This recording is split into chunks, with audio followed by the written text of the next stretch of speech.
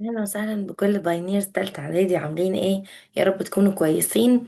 زي ما اتفقت معاكم نزلت لكم فيديو ازاي بنرسم الميرورز، وقسمته على تو فيديوز. الفيديو الاولاني بيتكلم ازاي نرسم الميرور في العموم، وكمان ايه الجنرال رولز بتاعة اللايت راي اللي جاية انسيدنت على الكونكيف ميرور، وازاي بيحصل لها ريفلكشن. وفي فيديو تاني رسمت معاكم الستة كيسز بتوع الكونكيف ميرور. النهاردة ان شاء الله هنبتدي مع بعض نحل الكلاس بيرفورمانس والهومورك والاسسمنت على ويك 8 و 9 اللي هو بيتكلم على درس اللينس. تعالوا نبدأ الأسئلة مع بعض.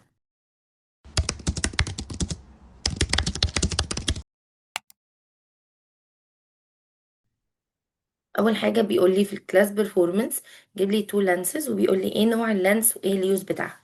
طبعا اللانس دي اسمها كونكيف لانس، لكن دي اسمها كونفكس لانس.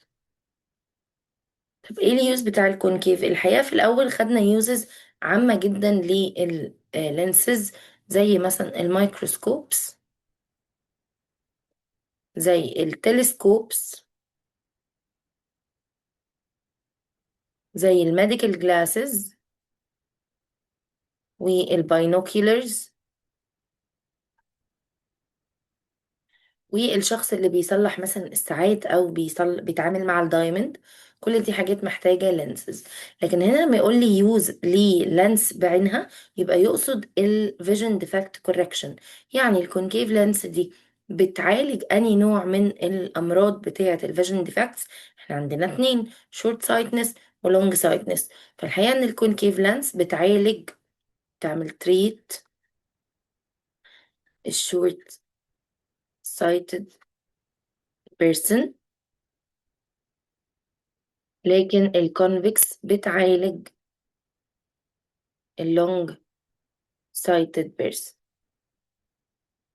عايزة بس ألفت نظركم لحاجة، إن احنا بنتعامل مع الكونكيف بنقول إن هي ثين عند السنتر، بس طبعا دي غلطة ترجمة، وثيك عند التبس. العكس هنا، في الكونفكس بتكون ثيك عند السنتر وثين عند التبس.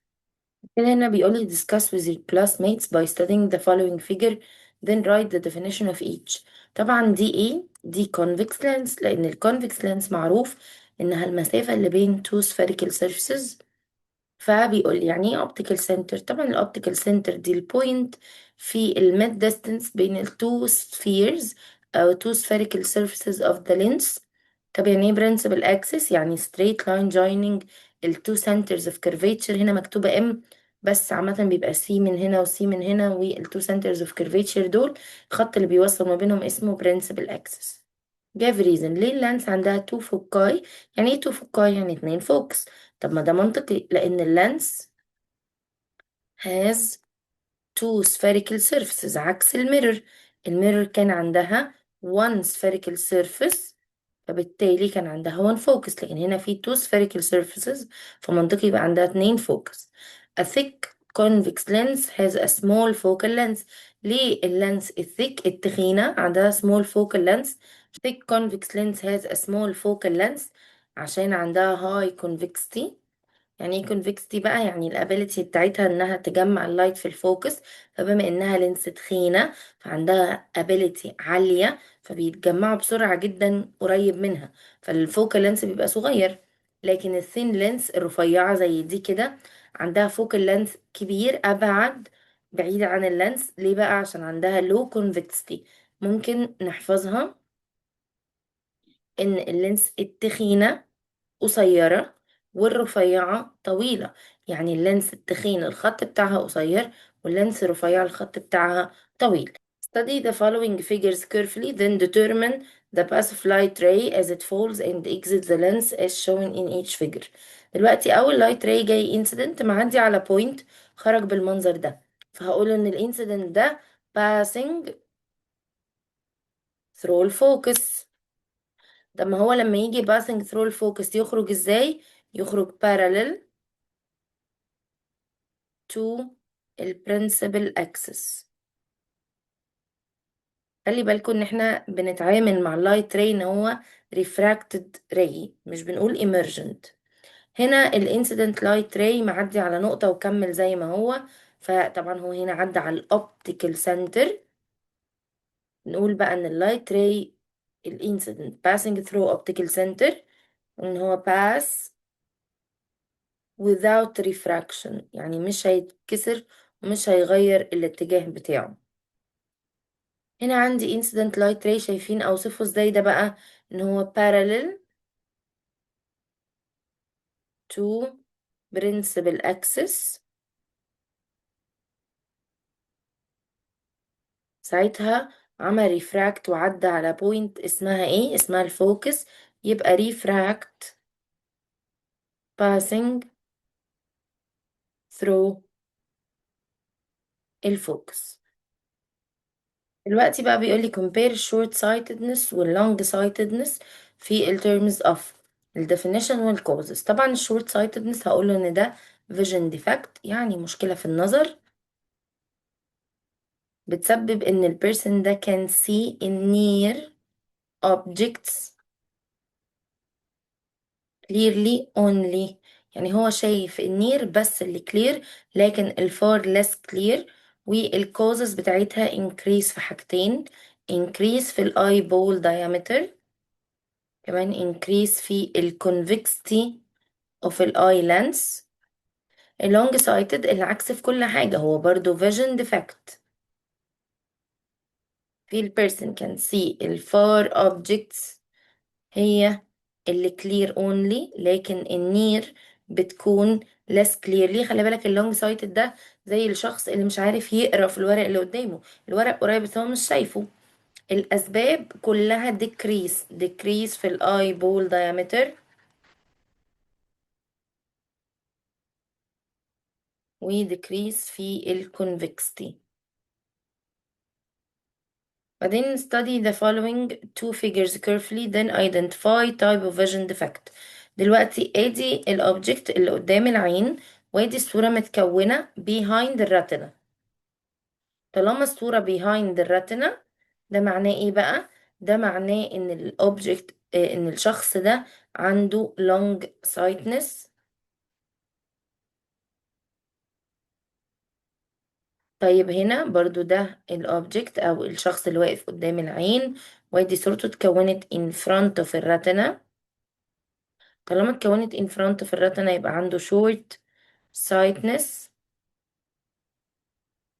ده اسم المرض.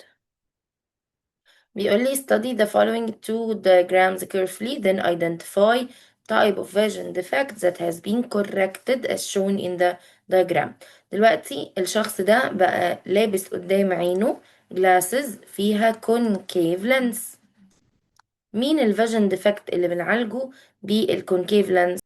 طبعا الشورت سايتنس أو short sighted person هو اللي بنعالجه بالكونكيف لانس، لأن الصورة بتبقى متكونة in front of the retina قبلها، فاحنا عايزين نعمل لها diverge شوية عشان تتكون الصورة على الريتنا بالظبط. طيب أمال الشخص ده اللي معالجينه بconvex lens يبقى ده كان long sighted person.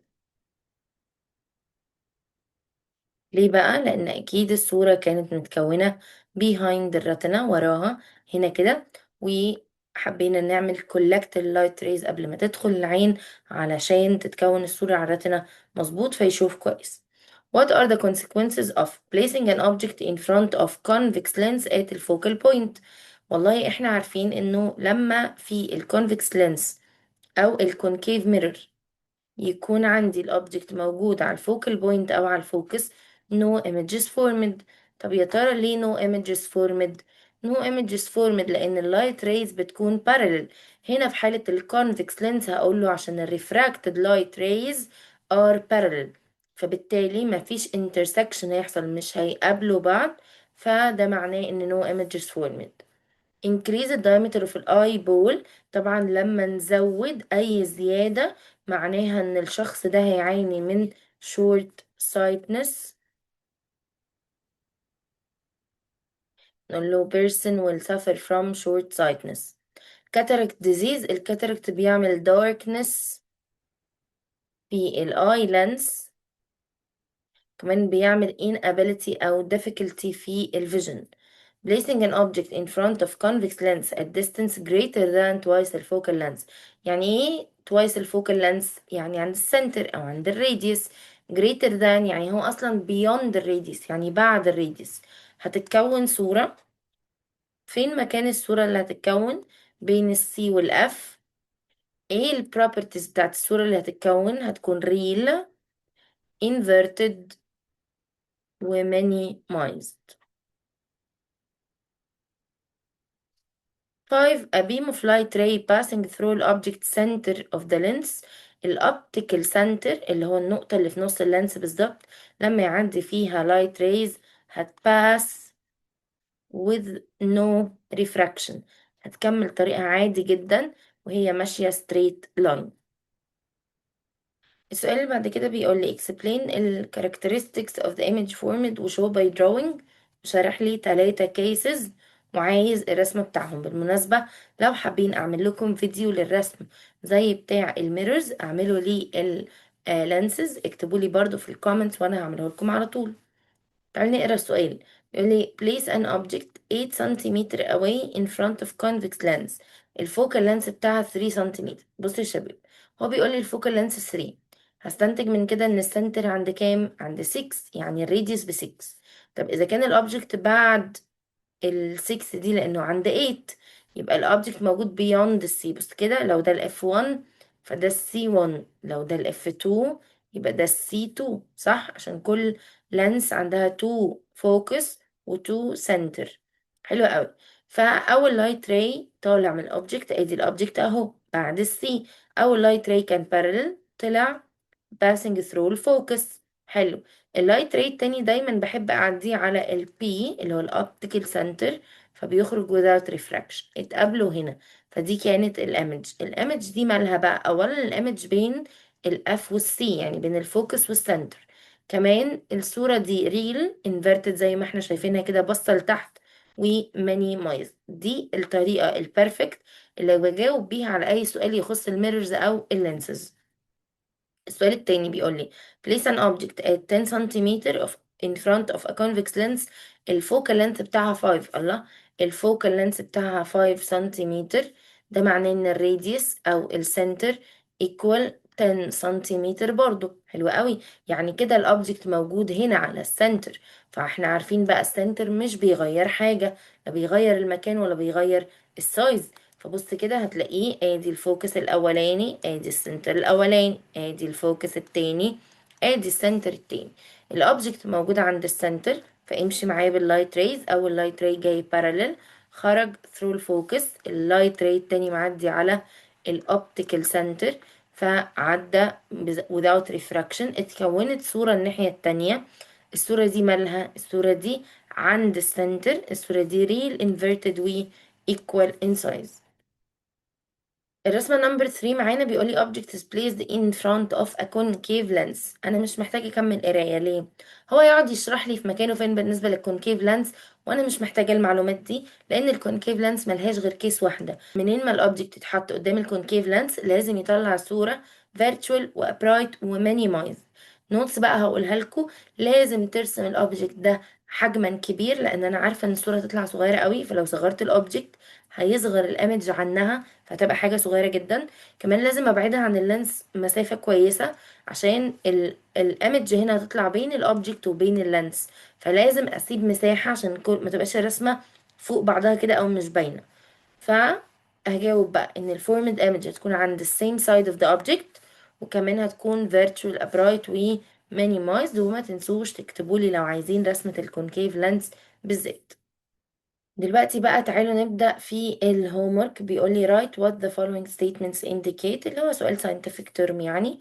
point of convergence or extensions of refracted rays that fall parallel to the principal axis. طبعا زي ما احنا متعودين ترجمة وترتيب الجملة مش أصح حاجة، بس هو هنا يقصد point of collection of refracted rays أو الإكستنشنز بتاعتهم، فهنا طبعا بيتكلم على الفوكس.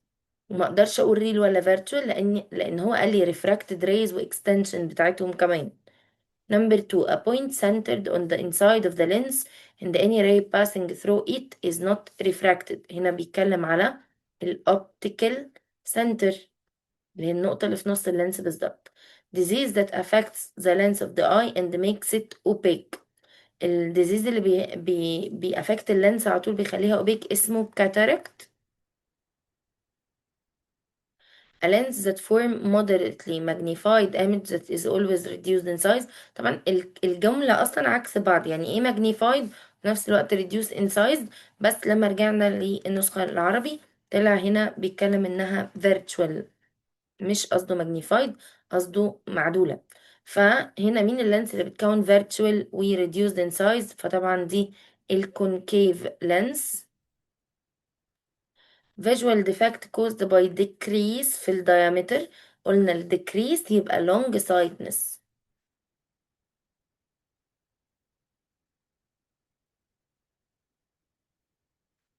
بعد كده correct the underlined word، وطبعا مش متفاجئين بقى انه برضو مفيش اي underlined word اصلا. The focal length of a concave lens is always real. لو انا حابة اعدل ممكن اعدل كلمة real، لان الكونكيف لينس الفوكال بوينت بتاعتها دايما virtual. ممكن حد تاني يقول لي طب ما انا ممكن اعدل كلمة concave lens واخليها convex lens، او اخليها concave mirror. الكلام ده كله صح as long as انه مش محدد لي المفروض اغير ايه. If an object is placed in front of a convex lens at the focal point, it form a real inverted minimized image. طيب برضو هنمسك الموضوع من كذا نقطة. أولا أنا ممكن أقول له عند الفوكال بوينت ألغي كل الكلام ده وأقول له no image is formed أصلا، أو أسيب البروبرتيز بتاعت الإيمج بس أقول له إن المكان مش عند الفوكال بوينت، المكان عند more than double الفوكال length، أو اللي هو more than الراديوس. Number three, a light ray incident parallel principal axis of a convex lens is refracted passing through الأوبتيكال center. هنا لا طبعا مش بيعدي على الأوبتيكال center، بيعدي على الفوكس. والجملة دي ما ينفعش أعدلها بأي طريقة تانية، لأني لو عايزة أعدلها بقى بشكل مختلف هقول إن اللي بيعدي على الأوبتيكال center بيباس without refraction، بس ده هيبقى تغيير في الجملة كلها مش في كلمة وخلاص. Number four, image of the object is formed behind the retina of a near-sighted person. طبعا behind the retina يبقى هو long sighted. طب لو حبيت أسيب كلمة near sighted اللي هي short sighted يعني أخليها in front of. عايزة أفكركم إن احنا عندنا الشيت اللي بنحل منه بينزل لكم، بيبقى موجود في الديسكريبشن بوكس، وكمان بينزل لكم على الواتساب channel. فتعالوا نشوف مع بعض أسئلة what's meant by. بيقول لي أول سؤال the focal length of a convex lens ب 10 سنتيمتر. بشوف ناس كتير بتجري وتقول ايه ده معناه ان الراديوس ب 20. الكلام ده اقوله لو انا بحل في مسألة فعايزة استنتج، وانا مش عايزة استنتج. وبيقول لي يعني ايه، يعني ايه الفوكال لينث اصلا؟ قولي what's meant by. فالفوكال لينث يعني ال distance between ال optical center of the lens والفوكال بوينت. كده معناه ان المسافة دي بكام؟ ب 10 سنتيمتر. طيب نمبر 2 بيقول لي concave lens عندها radius of curvature 15 سنتيمتر. ده معناه ايه؟ ده معناه ان هاف الدايمتر بتاع السفيريكال سيرفيس ده او السفيريكال او السفير كله ب 15 سنتيمتر. وبرده مش هنط واقول له ان ده معناه ان الدايمتر 30. مش مطلوب مني استنتاجات في السؤال ده، انا مطلوب مني what is meant by. Number 4 give reason for each of the following. Using a convex lens to treat long-sighted person. ليه اللونج سايتد بنعالجه بالكونفكس؟ بمنتهى البساطة الكونفكس بتعمل ايه؟ بتكولكت اللايت ريز قبل ما تدخل للعين. عشان ايه الهدف من التريتمنت؟ ان الايمج تتكون على الرتم. يبقى انا من السؤال نفسه جاوبت كونفكس يعني بتكولكت اللايت ريز. وبعالجه ليه؟ عشان الايمج تتكون على الرتم، لان الصورة لو ما كونتش على الرتنا انا مش هبقى شايفاها. Number 2 ليه no image is formed when object is put at focus of convex lens؟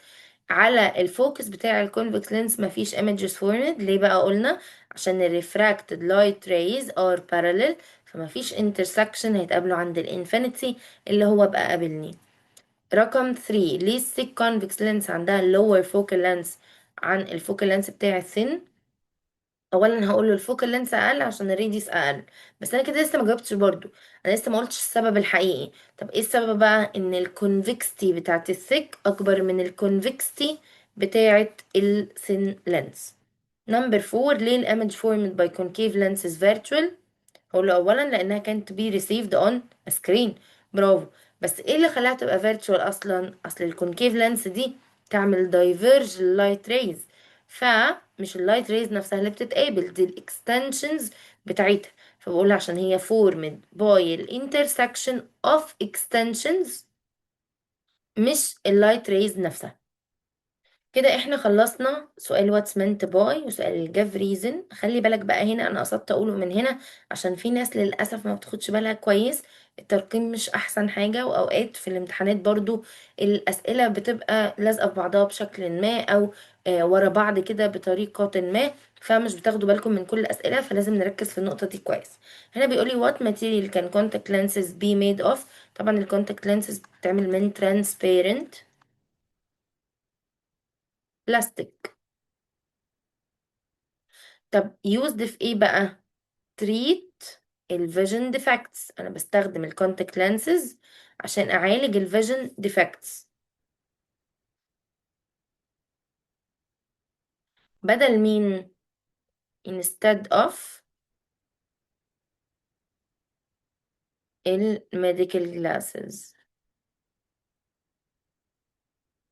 طب هي ايه الكونتاكت لانسز دي ترانسبيرنت بلاستيك بيستيك للاي كورنيا اللي هي الجزء الملون ده باي الاي فلويد. نمبر 6 بيقول لي compare بين الريل فوكس والفيرتشوال فوكس. تعالوا نشوفه من الشيت احسن.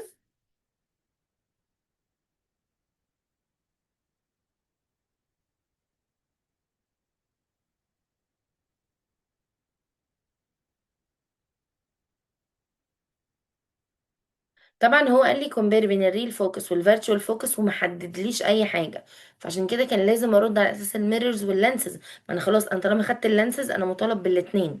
فيعني ايه ريل فوكس؟ يعني البوينت اوف كولكشن اللي اتجمعت فيها اني ريز بقى. لو هي ميرور فهي ريفلكتد ريز، لو هي لانسز فهي ريفراكتد ريز. طب مين عنده ريل فوكس؟ الكونفكس لانس والكونكيف ميرور. طب يعني ايه فيرتشوال؟ البوينت اوف كولكشن اوف اكستنشنز بتاعت مين؟ بتاعت الريفراكتد ريز بتاعت اللانس، والريفلكتد ريز بتاعت الميرور. اصل الفيرتشوال فوكس عند الكونكيف لانس والكونفكس ميرور.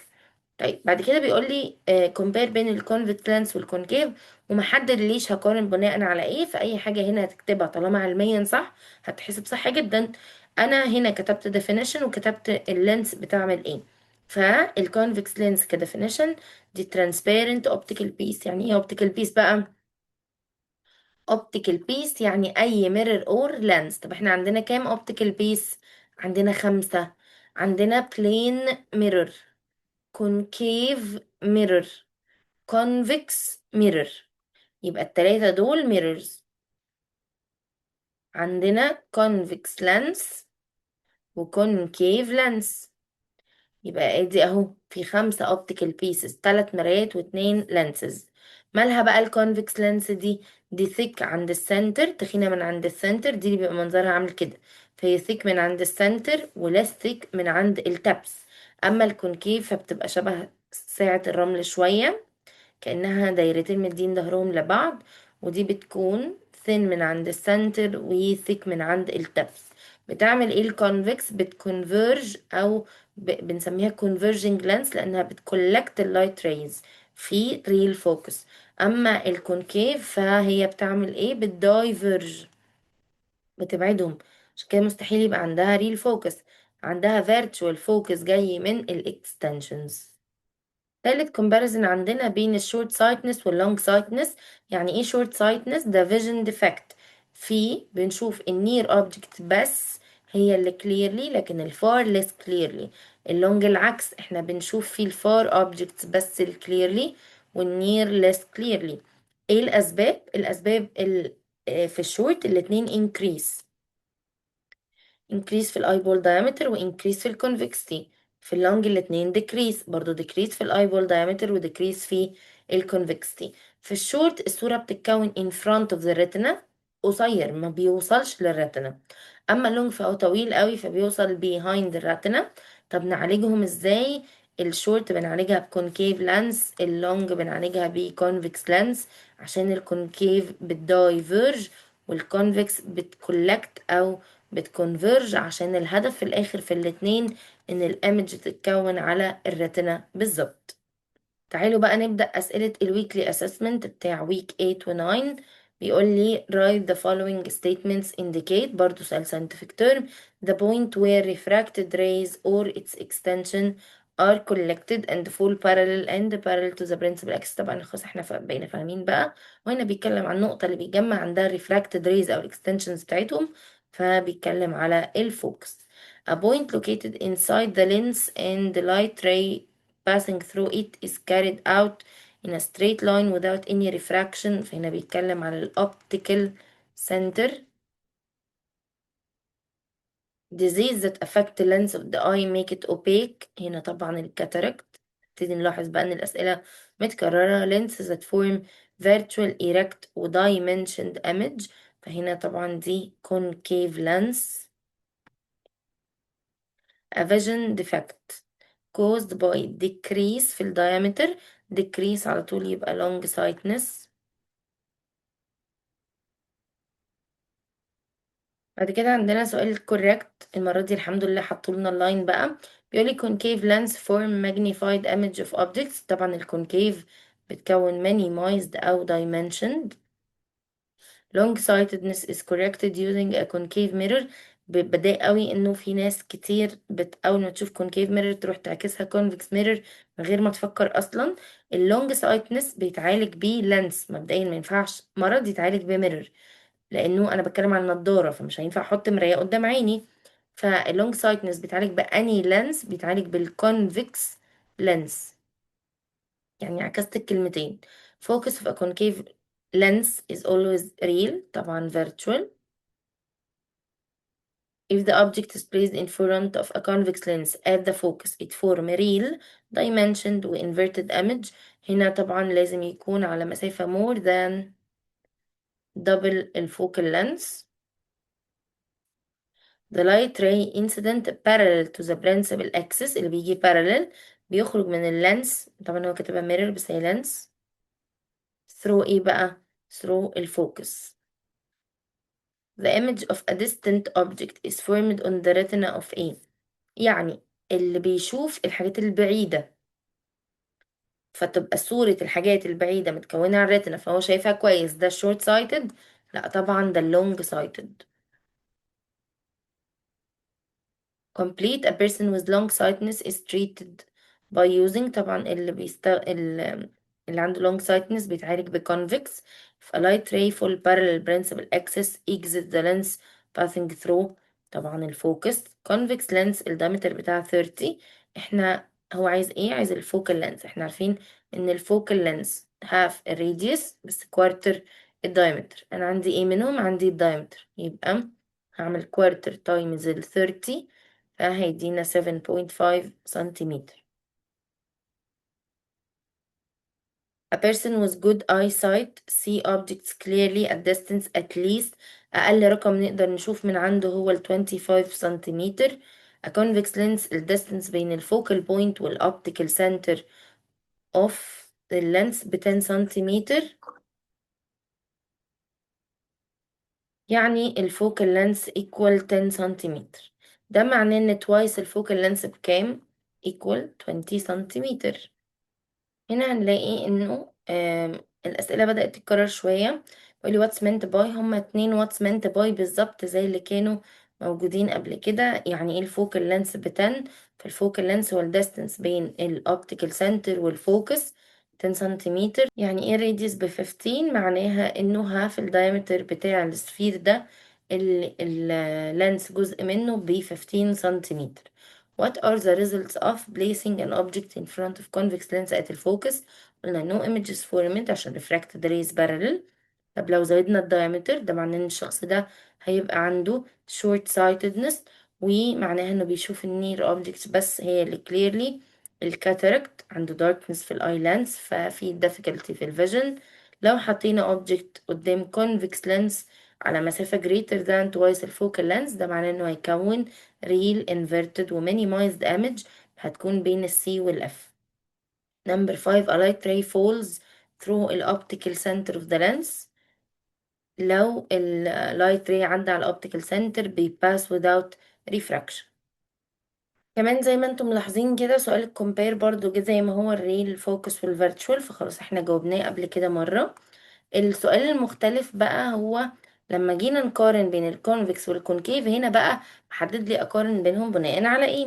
الاول قال لي definition، فقلنا خلاص الكونفكس هي اللي بتكون thick عند السنتر وليس thick عند التابس، الكونكيف العكس، تكون thin عند السنتر ومور thick عند التابس. قال لي حدد نوع الفوكس، فطبعا الكونفكس ريل فوكس والكونكيف فيرتشوال فوكس. حدد نوع الايمج، الكونفكس بتكون ريل وفيرتشوال، الريل اغلب الوقت بس برضو بتكون فيرتشوال، الكونكيف دايما فيرتشوال. قال لي قول لي بقى ازاي تobtain فيرتشوال ايمج من الكونفكس والكونكيف. فقلنا خلاص الكونكيف اول ما يتحط قدام الكونكيف لانس هيكون فيرتشوال. طب في الكونفكس لينس الاوبجكت لازم يكون موجود في مكان معين اللي هو less than الفوكال لينس. يعني ايه؟ يعني بين البي للاوبتيكال سنتر وبين الاف. بعد كده برضو سؤال الكومباريزن التالت زي ما هو، والرسومات زي ما شرحناها برضو.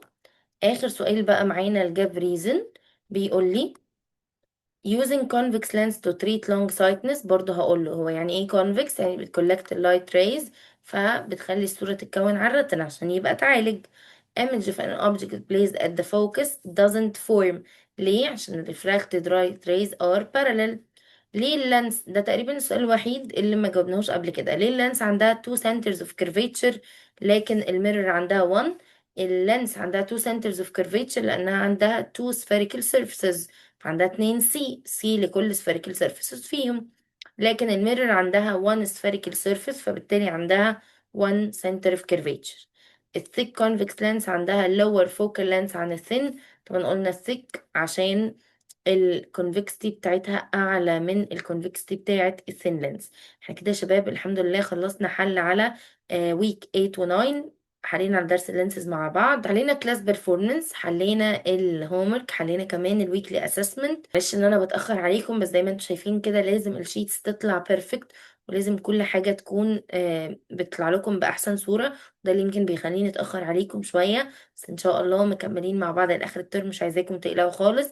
عايزاكم انتوا كمان طالما بتستفادوا من الشانل رشحوها لاصحابكم عشان هما كمان يستفادوا. وما تنسوش ان انتوا الباينيرز وانا دكتور انجي نبيل.